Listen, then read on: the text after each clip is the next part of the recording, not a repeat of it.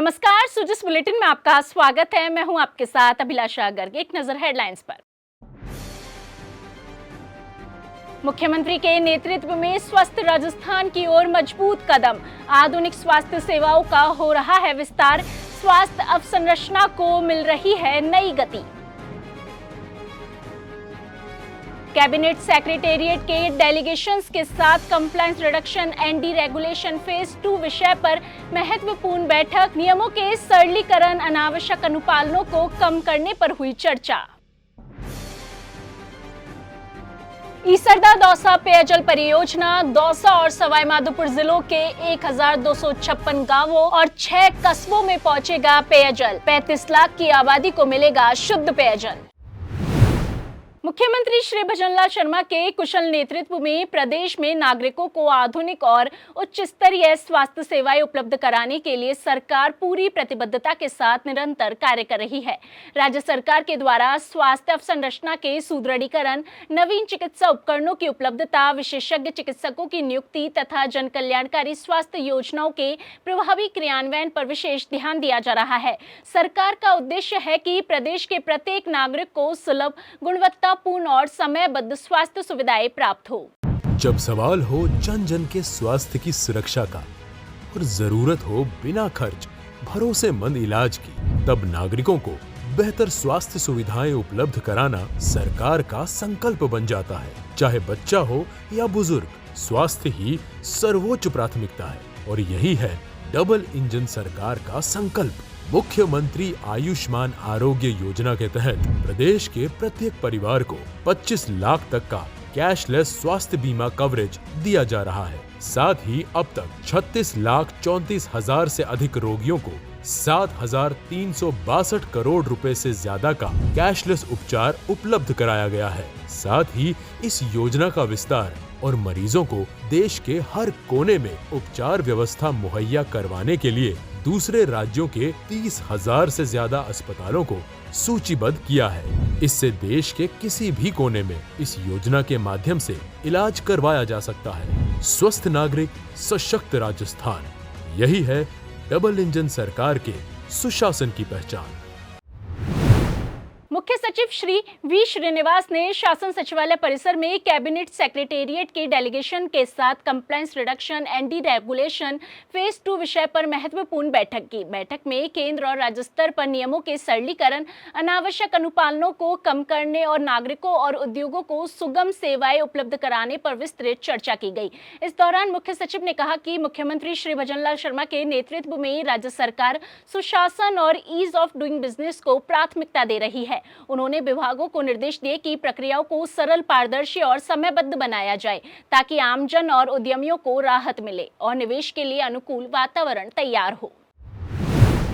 मुख्य सचिव श्री वी श्रीनिवास ने शासन सचिवालय में पीएम विश्वकर्मा योजना की प्रगति की समीक्षा की। मुख्य सचिव ने इस योजना के क्रियान्वयन को लेकर राजस्थान में किए जा रहे प्रयासों की सराहना की। इस दौरान उन्होंने कहा कि राज्य में 1 जनवरी 2026 तक बैंकों के द्वारा 53,552 लोगों को 466.70 करोड़ रुपए का ऋण वितरित किया जा चुका है। मुख्य सचिव ने निर्देश दिए कि संबंधित बैंकों के साथ बैठक कर ऋण स्वीकृत करने में आ रही परेशानियों को दूर किया जाए ताकि अधिक से अधिक व्यक्तियों को ऋण उपलब्ध कराया जा सके। साथ ही टूल किट वितरण, बैंकों द्वारा ऋण स्वीकृत और प्रशिक्षण में आने वाली परेशानियों के बारे में जानकारी ली और सभी संबंधित अधिकारियों को समन्वय के साथ कार्य करने के निर्देश दिए।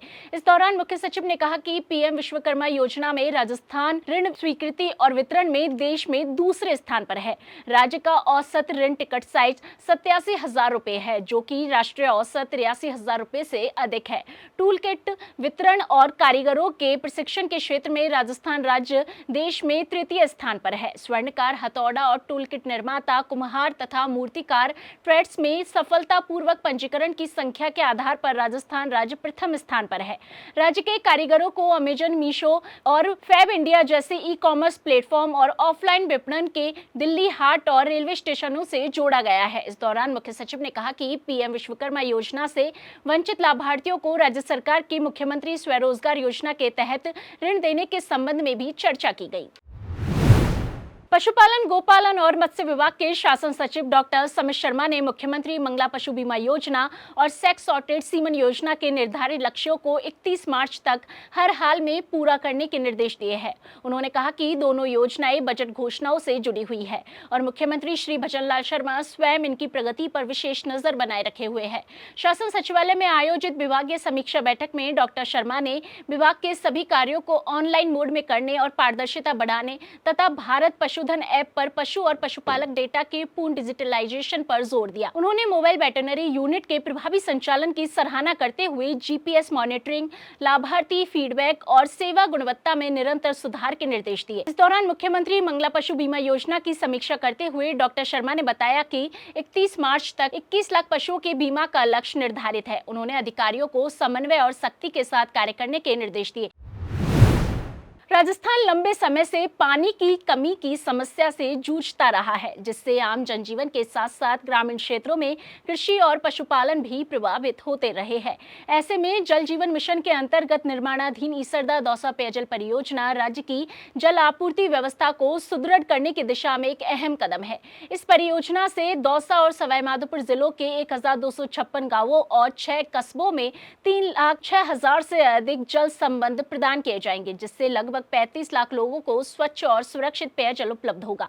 बता दें कि परियोजना के पहले पैकेज के अंतर्गत 225 MLD क्षमता का फिल्टर प्लांट, 2 स्वच्छ जलाशय, पंप हाउस तथा 341 किलोमीटर लंबी ट्रांसमिशन पाइपलाइन का निर्माण किया जा रहा है, जिसमें से अधिकांश कार्य पूरा हो चुका है। वहीं दूसरे पैकेज में ईसरदा बांध पर इंटेक वेल और पंप हाउस का निर्माण कार्य प्रगति पर है। तीसरे और चौथे पैकेज के तहत लालसोट, दौसा, बसवा और सिकराय क्लस्टरों में ग्रामीण और शहरी क्षेत्रों को चरणबद्ध रूप से पेयजल से जोड़ा जा रहा है। वहीं पांचवें और छठे पैकेज के अंतर्गत महुआ, बौली, चौथ का बरवाड़ा और मलारना डूंगर क्षेत्रों में पाइपलाइन और जलाशयों का निर्माण तेजी से किया जा रहा है। बता दें कि परियोजना के पूरे होने पर न केवल नागरिकों को नियमित और पर्याप्त पेयजल मिलेगा, बल्कि किसानों और पशुपालकों को भी जल उपलब्धता का सीधा लाभ प्राप्त होगा। प्रदेश में नागरिकों की सुरक्षा को और अधिक सुदृढ़ बनाने की दिशा में राजस्थान सरकार के द्वारा राजकॉप सिटीजन ऐप को एक प्रभावी डिजिटल सुरक्षा कवच के रूप में विकसित किया गया है। यह ऐप आमजन को पुलिस सेवाओं से सीधे जोड़ते हुए त्वरित सहायता, पारदर्शिता और विश्वास को बढ़ावा देता है। मुख्यमंत्री श्री भजनलाल शर्मा के नेतृत्व में राज्य सरकार डिजिटल तकनीक के माध्यम से कानून व्यवस्था को मजबूत कर रही है। राजकॉप सिटीजन ऐप आपका डिजिटल सुरक्षा कवच ये सिर्फ एक ऐप नहीं, मुश्किल समय में आपका सबसे भरोसेमंद साथी है। चाहे आपातकालीन स्थिति हो या पुलिस सेवाओं की जरूरत, इस ऐप में सब कुछ शामिल है। SOS alert, helpline numbers, online शिकायत पंजीकरण, FIR डाउनलोड और नौकर एवं किराएदार का सत्यापन जैसी कई महत्वपूर्ण सेवाएं अब एक ही प्लेटफॉर्म पर उपलब्ध हैं। SOS नीड हेल्प, किसी भी खतरे के वक्त नीड हेल्प बटन पर क्लिक करें। बस एक स्लाइड करते ही आपकी लाइव लोकेशन सीधे नजदीकी पुलिस कंट्रोल रूम तक पहुंच जाएगी। आप मैसेज लिख सकते हैं या फोटो और ऑडियो भी भेज सकते हैं ताकि पुलिस आप तक तुरंत पहुंच सके। ट्रैकिंग एंड रिस्पांस, मदद मांगने के बाद आप अपनी रिक्वेस्ट को ट्रैक कर सकते हैं। कंट्रोल रूम आपकी कॉल स्वीकार करेगा और आप देख पाएंगे कि पुलिस वाहन कहां है। इसमें ड्राइवर का मोबाइल नंबर और वाहन की जानकारी भी आपके पास होगी ताकि आप सुरक्षित महसूस करें। शिकायत और FIR सेवाएं, अब थाने जाने की जरूरत नहीं, आप घर बैठे शिकायत दर्ज कर सकते हैं, चाहे वो FIR से संबंधित हो या सामान्य।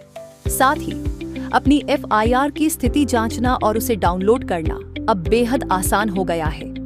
गुमशुदा वस्तुएं और मोबाइल ब्लॉक, अगर आपका कोई सामान या मोबाइल गुम हो जाए तो ऐप के जरिए तुरंत रिपोर्ट दर्ज करें। मोबाइल ब्लॉक फीचर से आप अपने चोरी हुए फोन का दुरुपयोग भी रुकवा सकते हैं। हेल्पलाइन और डायरेक्टरी, इमरजेंसी, महिला हेल्पलाइन, चाइल्ड हेल्पलाइन या साइबर क्राइम, सभी जरूरी नंबर यहाँ एक साथ मौजूद हैं। आप राजस्थान के किसी भी जिले के पुलिस अधिकारी या थाने का संपर्क विवरण भी यहाँ से प्राप्त कर सकते हैं। माई कॉर्नर और अन्य सेवाएं, माई कॉर्नर सेक्शन में आप अपने सभी अनुरोधों और सम्मन वारंट की स्थिति देख सकते हैं। इसके अलावा ऐप आपको साइबर सुरक्षा के टिप्स और महत्वपूर्ण वीडियो के जरिए जागरूक भी बनाता है। सुरक्षित राजस्थान की ओर एक मजबूत कदम। आज ही राजकॉप सिटीजन ऐप डाउनलोड करें। सतर्क रहे, सुरक्षित रहे। जय हिंद। जिस बुलेटिन में आज के लिए इतना ही, फिर होगी आपसे मुलाकात। तब तक के लिए नमस्कार।